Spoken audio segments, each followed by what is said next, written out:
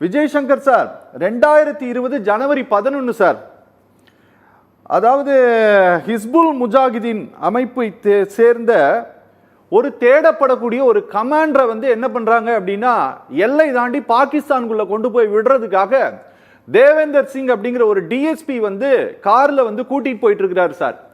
கூட்டிட்டு போயிட்டு இருக்கும்போது ஜம்மு காஷ்மீருடைய டிஜிபி போய் அவரை பிடிக்கிறார் சார். பிடிச்சி குல்காம் காவல் நிலையத்தில் ஒரு எஃப்ஐஆர் வந்து ஃபைல் செய்யப்படுது சார்.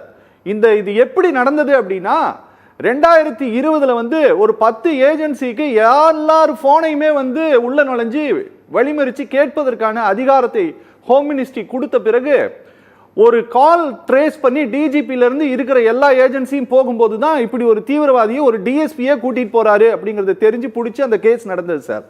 அதுக்கப்புறமேட்டு சார் இது வந்து 19 புல்வாமா அட்டாக்கு பிறகு நடந்த சம்பவத்தை நான் சொல்றேன். இது 20 நடந்தது. அதுக்கு பிறகு 22 கிராம மக்களே பிடிச்சு கொடுக்குறாங்க சார், தேடப்படக்கூடிய தீவிரவாதி புல்வாமா அட்டாக்ல. அதுக்கு பிறகு இப்போ ஊருக்குள்ளேயே வந்து சுட்டுட்டு போயிருக்கிறானுங்க சார். இதுக்கெல்லாம் ரெஸ்பான்சிபிலிட்டியை இந்த அரசாங்க முறையா எடுத்துக்குதுங்களா சார்? இல்ல எந்த இடத்துல இதெல்லாம் லேப்ஸ் ஆகுது சார்? இது இல்ல லேப்ஸ் கொஞ்சம் விவரமா சொல்றேன். முதல்ல நான் ஒரு ஸ்டேட்மெண்ட் படிக்கிறேன், நீங்க யாருன்னு சொல்லுங்க.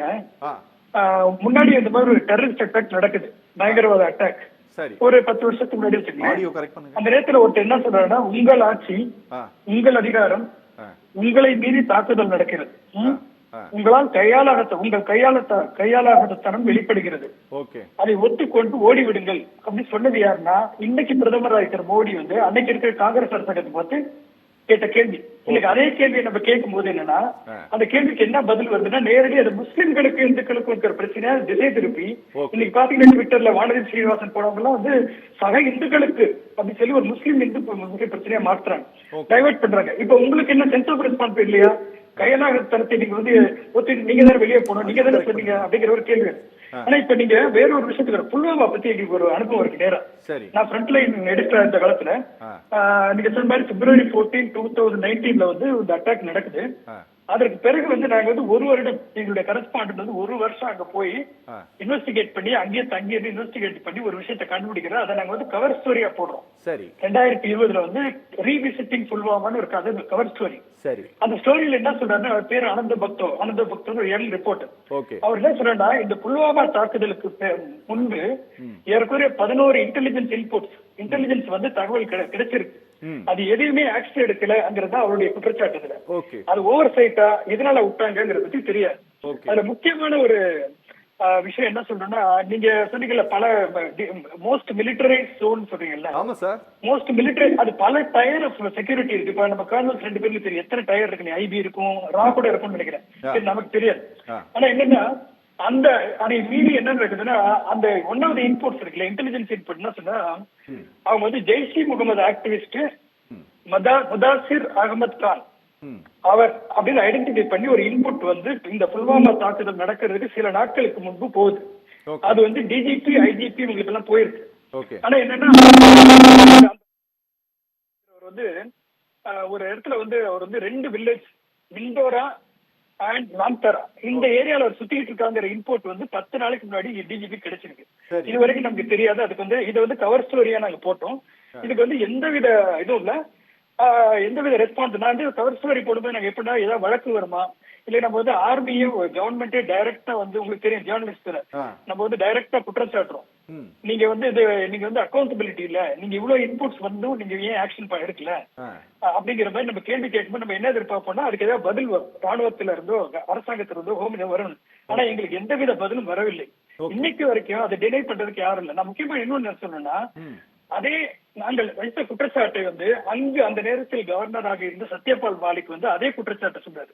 அவர் என்ன சொல்றாருன்னா, 300 கிலோகிராம் ஆர்டிஎஸ் இதை வச்சுட்டு 15 நாட்கள் வந்து அங்க வந்து அந்த வண்டி சுத்தி இருக்கு, அந்த கார் ஏதோ அந்த பாம்பு வச்ச கார்.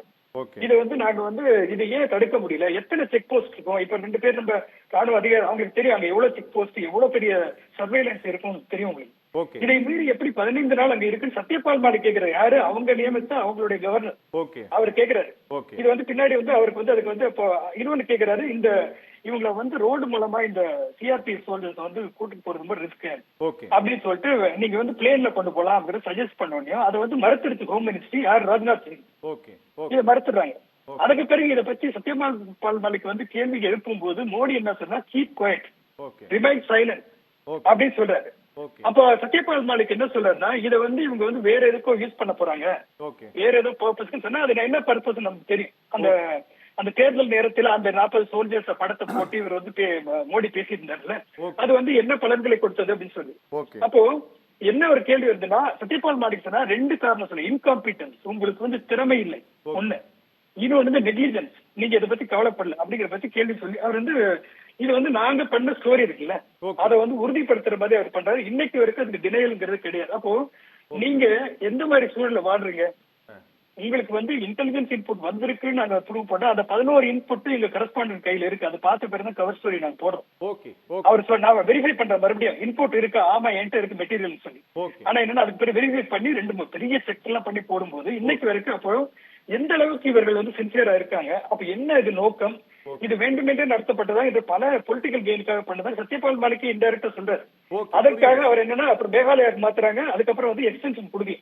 அவரும் வந்து இன்னைக்கு இதுதான் உண்மையான நிலைமை. நீங்க வந்து இன்னைக்கு புல்வாமாவில வந்து உண்மையிலே சீரியஸா எடுத்திருந்து அதை தடுப்ப நடவடிக்கை எடுத்திருந்தா இன்னைக்கு வந்து பல விஷயங்கள் தடுத்திருக்கலாம். இன்னைக்கு ரொம்ப நீங்க சொல்ற மாதிரி சாதாரண உள்ளுக்குள்ள நடந்து டூரிஸ்ட் வந்து நீங்க சொல்றதுங்கிறது வந்து எந்த அளவுக்கு லேப்ஸா இருக்கு. இவங்க வந்து 6 வருஷம் இவங்க கையில பவர் இருந்திருக்கு. இன்னைக்கு செக்யூரிட்டிக்கு அவங்க தான் இன்சார்ஜ், சென்ட்ரல் போர்சஸ் தான் இருக்காங்க, ஹோம் மினிஸ்டர் தான் இன்சார்ஜ். அது வானதி சீனிவாசன் விடிய போய் பேசினாராம். விடிய போய் பேசினா முன்னாடி போய் பாத்துருக்கோம்ல. இன்னொன்னு ஒமர் அப்துல்லாவை ஒரு செக்யூரிட்டி மீட்டிங்ல போன தடவை நடந்த மீட்டிங்ல அவர் கூப்பிடல. ஒரு மாநில முதல்வருக்கு இதுதான். இன்னைக்கு இப்ப நடந்துகிட்டு இருக்க மீட்டிங் வந்து ஆல் பார்ட்டி மீட்டிங்ல 5 எம்பிக்கள் மேல அது மேல வைத்திருப்பவர்கள் மட்டும் தான் கூப்பிடுவாங்க. இது என்ன கணக்குன்னு எனக்கு தெரியல. ஓவைசி போன்றவர்களே கூப்பிடப்படவில்லை. அப்போ இது ஏதோ பெரிய அரசியல் ஒரு பின்னணி இருக்க மாதிரி எனக்கு தெரியுது. எந்த கேள்விக்கும் பதிலே கிடையாது. எந்த கேள்விக்கும் பதில் கிடையாது. சார், இது இந்த கர்னல் முருகானந்தம் பேசுறது வந்து அப்படியே வந்து ஒரு RSS அஜெண்டாவை தான் பேசுறாரு அவரு. என்ன அநியாயமா இருக்குது. இன்னைக்கு தமிழ்நாட்டுல இருந்து போயிட்டு வந்து அவங்க பேசின வீடியோ எல்லாம் அவர் பார்த்தாரு. அவரு அங்க இருக்கும் முஸ்லிம்கள் தான் வந்து காப்பாத்துனாங்க எங்கன்னு சொல்றாங்க. ஒருத்தர் வந்து உயிர் எழுந்திருக்காரு. இது வந்து ஒரு பொறுப்பற்ற பேச்சு. ஒரு கர்னல் வந்து இன்னொரு விஷயம் சொல்றேன். இது அரசியல் ஆக்கலன்னு சொல்றாருல. நான் ஒண்ணு சொல்லட்டுமா? யூபி தேர்தலுக்கு முன்னாடி என்ன நடந்துச்சு, இல்ல யூபி எலெக்ஷனுக்கு முன்னாடி என்ன நடந்துச்சு? ஒரு ட்ரெயின் ஆக்சிடென்ட் நடக்குது நேபாள் பார்டர்ல. அப்ப என்னாச்சுன்னா இதே பிரதமர் மோடி வந்து என்ன தெரியுமா பேசுறாரு? இது வந்து நேபாள்ல இருந்து டெரரிஸ்டோட ஒரு பிளாட், இது வந்து வேண்டே பண்றதுக்காக அப்படி சொல்றாரு. ஆனா என்ன தெரியுமா, ரயில்வே என்கொயரியில கண்டுபிடிக்கப்பட்ட உண்மை என்னன்னா அது வந்து ரயில்வே ஆக்சிடென்ட். ரயில்வே ஆக்சிடென்ட்டை கூட கேவலமா வெறித்தனமா ஒரு அரசியல் ஆக்கிற ஒரு ஆளை வந்து இன்னைக்கு வந்து ஒருத்தர் டிஃபெண்ட் பண்ணிட்டு உட்கார்ந்திருக்காரு. இன்னொன்னு, இந்த மக்கள் அதாவது இல்ல தண்ணீரை நிறுத்தல சரியாயிருமா? அவர் ஹியூமானிட்டேரியன் ஒரு மனசு வேண்டாம். இந்தியாவில் முதல் ரூட் காஸ் வந்து RSS ஓட டெரரிசம். காந்தியை கொண்டவன் வந்து ஒரு RSS காரன். அந்த டெரரிசம் அந்த ரூட் காசை பத்தி பேச மாட்டார்ல இவரே முருகானந்த மாதிரி ஆளுங்கெல்லாம். என்ன நியாயமா இருக்கு? அதுக்கப்புறம் நான் இன்னொன்னு சொல்றேன், இந்த தண்ணியை நிறுத்துறதுங்கிறதெல்லாம் வந்து நீங்க வந்து அப்படியே என்டையர் பாகிஸ்தான் பீப்புளை வந்து எதிரியா காமிக்கிறது அப்படிங்கிறது ரொம்ப மோசமான ஒரு நரேட்டிவ். ஒரு ஆர்மில இருந்து ரிட்டையர் ஆனவர் இப்படி பேசுறது வந்து ரொம்ப டேஞ்சரஸான ஒரு ட்ரெண்ட். இந்திய மக்களும் மக்கள் இது என்ன பெரிய இதா? நல்ல ஒரு விஷயம் சொல்றேன் சார். இந்த போர் நடக்குது, இந்த பிஜேபி ஆட்சி வர்றதுக்கு முன்னாடி பல சோசியல் கல்ச்சரல் ஆர்கனைசேஷன் வந்து நிறைய மீட்டிங்லாம் நடந்து ஒரு நல்ல ஒரு அட்மாஸ்பியர் உருவாச்சு. இன்னொரு முக்கியமான கேள்வி எனக்கு இருக்கு. இந்த டெரரிஸ்ட் ஆக்ட் வந்து நடந்து 2 நாளைக்குள்ள இன்னைக்கு பாகிஸ்தான் லிங்க் எங்க எஸ்டாப்ளிஷ் பண்ணிட்டீங்களா? நீங்க பாகிஸ்தான் லிங்க் எஸ்டாப்ளிஷ் பண்ணிட்டீங்களா? நீங்க இன்னைக்கு வரைக்கும் இது வரைக்கும் டைரக்டா மோடி பேசுறாரு. அப்புறம் நேரம் எங்க போறாரு? பீகார் தேர்தலில் போய் நிதிஷ்குமார் உட்காந்து இதுவரை நடக்காத கற்பனை செய்துள்ள அப்படி ஒரு sir, war is not a solution. நீங்க வந்து பாகிஸ்தானுக்கு பதிலடி கொடுக்கறது இதெல்லாம் வீர பேச்செல்லாம் நீங்க பண்ணிட்டு வந்தவங்க தான். இன்னைக்கு பாருங்க, சைனாட்ட பேச முடியாத நிலைமையில இருக்கீங்க. அமெரிக்காவை எதிர்த்து பேச அவன் செயின் போட்டு அனுப்புறான். நீங்க பெரிய வீராதி வீரர் 56 இன்ச் வச்சிருக்காருல, இவர் ஒண்ணுமே பண்ண முடியல. நவாஸ் ஷெரீப் வீட்டுல போய் பிரியாணி சாப்பிட்டார்ல, ஏன் ஒண்ணும் பண்ண முடியல? 10-11 வருஷம் ஆச்சு. பாகிஸ்தான் இன்னைக்கு நாங்க பாகிஸ்தான் அடக்க முடியலன்னா உடனே பாகிஸ்தான், உடனே இங்க இருக்கிற முஸ்லிம்ஸ் இவங்க தான் எதிரிகளா? இது பொறுப்பற்ற, irresponsible, condemnable, view point by mister Muruganandam. இது Okay. சொல்றவங்கள தான் ஃபர்ஸ்ட் நம்ம வந்து ஐடென்டிஃபை பண்ண வேண்டியிருக்கு. ஓகே இந்த ஓகே தேசபக்திங்கிற பேர்ல இருக்காங்கல்ல, இந்த தேசபக்திங்கிற பேர்ல இந்த நடக்கிற அநியாயத்துக்கு இந்த மாதிரி ஆர்மி ஆபீசர்ஸும் உடன் போறாங்க. Okay sir. அதான் பெரிய வருத்தத்துக்குரிய விஷயம். Okay okay okay